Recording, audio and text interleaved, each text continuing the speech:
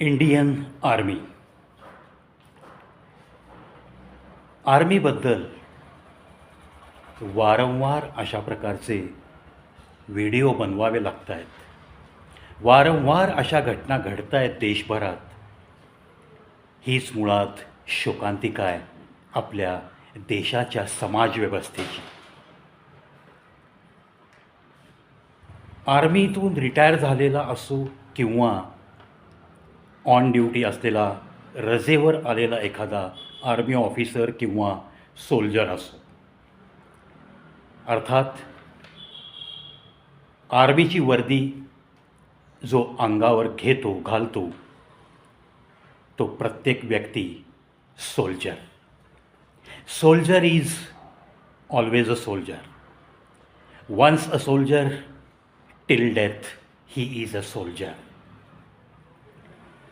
सोल्जरचा long form सांगितला आहे मी मागे एका व्हिडिओत.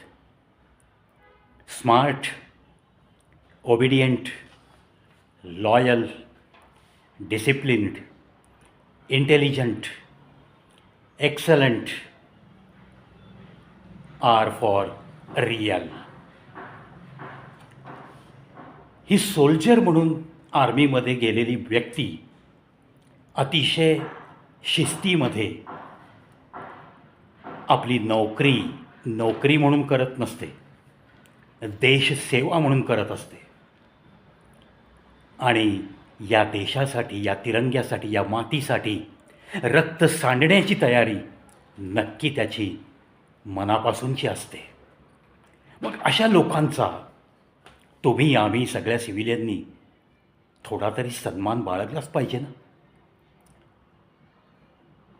दिल्लीमध्ये, भारताच्या राजधानीच्या शहरात दिल्लीमध्ये सुद्धा लाजिरवाणी घटना घडली आहे. वसंत एन्क्लेव्ह, दक्षिण दिल्लीचा भाग येतो. या ठिकाणी रात्रीचं जेवण उरकून आपली पत्नी आणि आपल्या मुलासमवेत, मुलगा तरुण आहे आणि ती व्यक्ती ब्रिगेडियर आहे. इंडियन आर्मीमध्ये ब्रिगेडियर असलेली व्यक्ती रात्रीचे जेवण उरकल्यानंतर शतपावलीसाठी आपल्या फ्लॅटमधून बाहेर पडले आणि आपल्या कॉम्प्लेक्सच्या आसपास इथून जाताना एके ठिकाणी त्यांना पब्लिक प्लेसमध्ये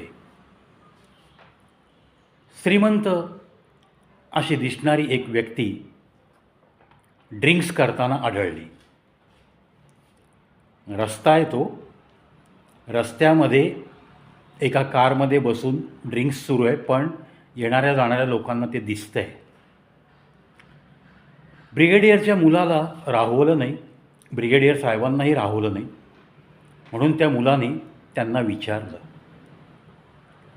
की आपण याच कॉलनीच्या आसपास कुठे राहता का, इथलेच आहात का आपण, आणि आपण असं पब्लिक प्लेसमध्ये ड्रिंक्स करता हे योग्य नाही. तो उर्मटपणे बोलला, आपको जो करना है वो करो, वीडियो निकालना है वीडियो निकालो, हाँ मैं यहीं पे रहता हूँ. तेव्हा त्या ब्रिगेडियर साहेबांच्या मुलाने आणि ब्रिगेडियर साहेबांनी मोठ्या अदबीने विचारलं, कौन से फ्लैट में, कौन सी बिल्डिंग में रहते हो आप, अगर आपका पता भी मिले तो अच्छा होगा. यावर त्यांनी अतिशय उर्मट असं उत्तर दिलं, मैंने कहा ना मैं यही का रहने वाला हूँ. या ऊपर ब्रिगेडियर साहेबांच्या मुलाकडं फोन नव्हता. त्यांनी घरी जाऊन पटकन फोन आणला, कारचे फोटो काढले, व्हिडिओ बनवला आणि दिल्ली PCRला फोन केला.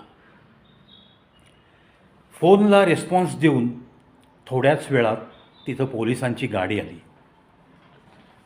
पोलिसांची गाडी आल्यावर या महाशयांनी लगेच कोणाला तरी फोन लावला आणि तो लागलेला फोन पलीकडनं बोलणारी व्यक्ती काय बोलते ते ऐका असं म्हणून त्या पोलीस कॉन्स्टेबलकडे फोन दिला. पोलीस कॉन्स्टेबलनी थोडंसं दूर जाऊन त्या पलीकडून बोलणाऱ्या व्यक्तीचं म्हणणं ऐकलं आणि परत येऊन त्या व्यक्तीला फोन दिला. ब्रिगेडियर साहेबांचा मुलगा त्यांना अदबीने म्हणत होता पोलिसांना की माझी कंप्लेंट लिहून घ्या. दोघांनीही विनंती केली, पण त्या पोलिसांनी सांगितलं मी अजून कुमक मागवली आहे, त्यामुळं ते येईपर्यंत मी काही करू शकत नाही, कंप्लेंट घेऊ शकत नाही. यावर हतबलता ब्रिगेडियर साहेबांची आणि मुलाची. आता काय करावं या विचारात ते थांबलेले असताना आपल्या पत्नीसमवेत तेवढ्यात 2 टॅक्सीमधून 7-8 लोक आले आणि ब्रिगेडियरच्या मुलाला काहीही न विचारता त्याची धुलाई सुरू झाली. हे 7-8 गुंड त्या ब्रिगेडियर साहेबांच्या मुलावर तुटून पडले. आपल्या मुलाला एक 5-7 लोक मारत आहेत बघितल्यावर कोणता बाप गप्प बसेल. ब्रिगेडियर साहेब मध्ये पडले, त्यांनासुद्धा धक्काबुक्की मारहाण झाली.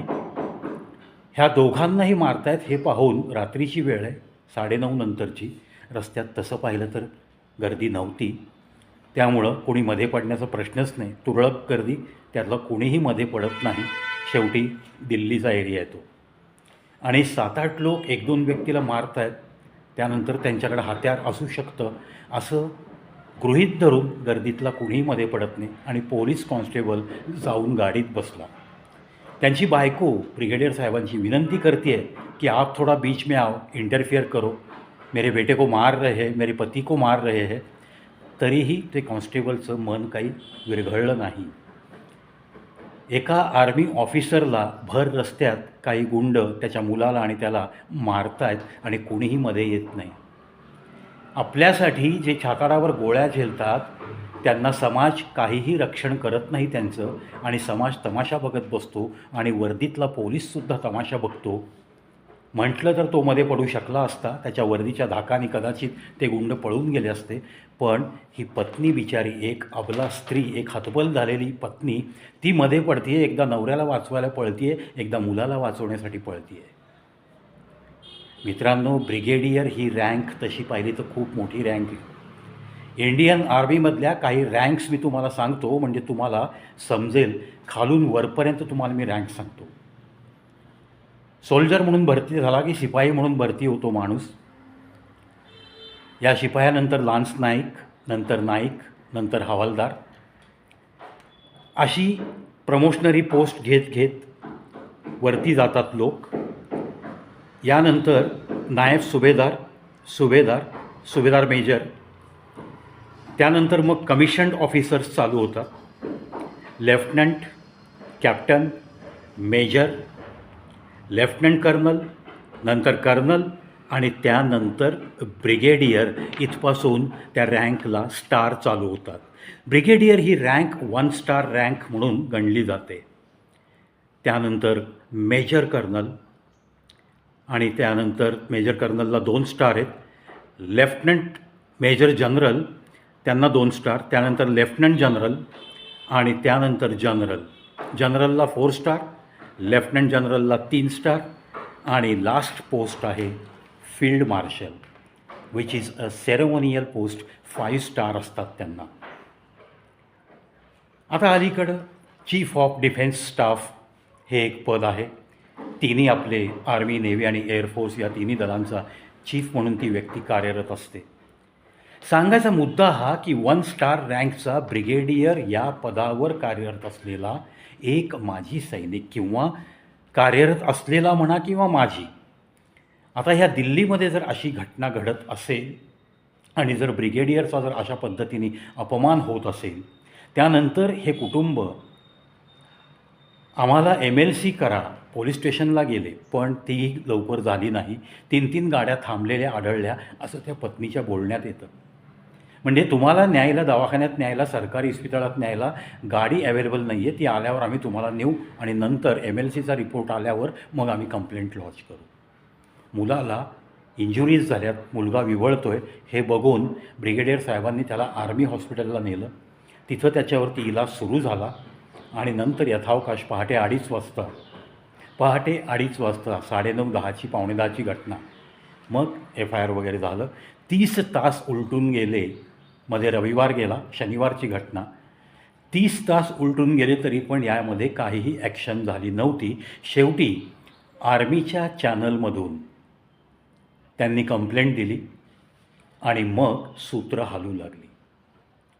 सांगायचा मुद्दा असा आहे, जर माजी सैनिक किंवा आजी सैनिक याला या समाजामध्ये जर सुरक्षा मिळत नसेल आणि तो जर तुमच्या आमच्यासाठीच गोळ्या झेलायला तयार असेल, तुमच्या आमच्यासाठीच ते जीव देतात तिकडे, तुमच्या आमच्यासाठीच -50 ते -70 या सियाचीन ग्लेशियरमध्ये आपल्या सीमांचं रक्षण करतात, अत्यंत प्रतिकूल परिस्थितीमध्ये राजस्थानच्या सीमेवरती 50 ते 52 टेम्परेचरसुद्धा जाऊ शकतं, अशा तापमानातसुद्धा ते गस्त घालत असतात.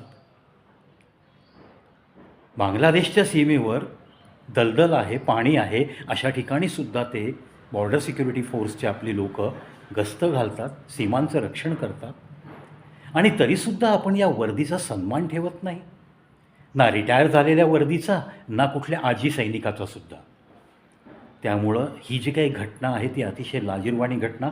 आज दिल्लीसारख्या ठिकाणीसुद्धा जर अशी गुंडागर्दी असेल आणि फक्त पब्लिक प्लेसवर ड्रिंक्स घेऊ नका, इथं आमची सगळी रेसिडेन्शियल झोन आहे, कॉलनीज आहेत, इथे लोक राहतात, रात्रीची वेळ आहे, सगळे जेवण झाल्यावर वॉकिंगला जातात, त्यामुळं कुटुंब फिरायला निघतात, अशा ठिकाणी तुम्ही ड्रिंक्स घेत बसलाय, हे योग्य नाही.